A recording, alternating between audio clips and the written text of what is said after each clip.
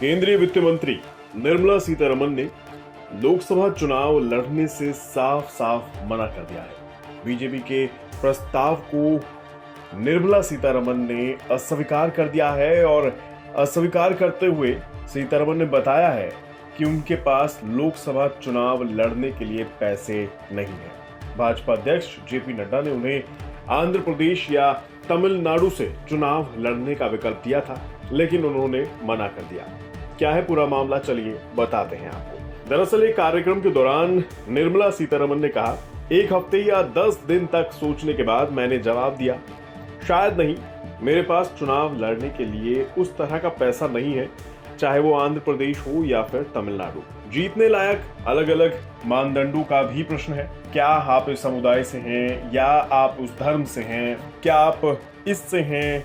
मैंने कहा नहीं, मुझे नहीं लगता कि मैं ऐसा करने में सक्षम हूँ। उन्होंने आगे कहा, मैं बहुत आभारी हूँ कि उन्होंने मेरी दलील स्वीकार कर ली, इसलिए मैं चुनाव नहीं लड़ रही हूँ। जानकारी के अनुसार देश के खजाने का हिसाब किताब रखने वाली वित्त मंत्री निर्मला सीतारमण के पास बाकी कैबिनेट मंत्रियों के मुकाबले में काफी कम संपत्ति है।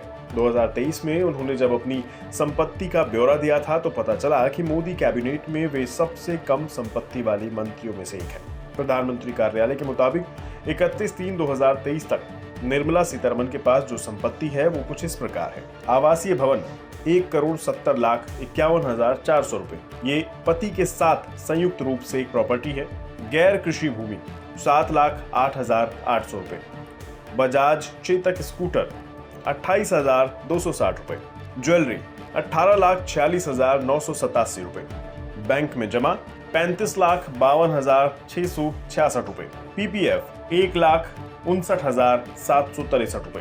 म्यूचुअल फंड्स 5,80,424 रुपए।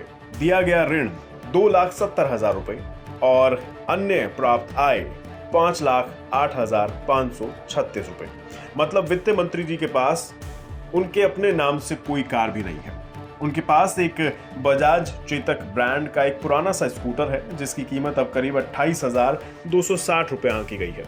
देनदारी के रूप में उनके ऊपर 19 साल तक का एक लोन है और 1 साल का ओवरड्राफ्ट है और 10 साल का मॉर्गेज लोन है। आपको बता दें, सत्ता पर बैठी बीजेपी सरकार ने 19 अप्रैल से शुरू होने वाले आगामी लोकसभा चुनावों में कई मौजूदा राज्यसभा सदस्यों को मैदान में उतारा है।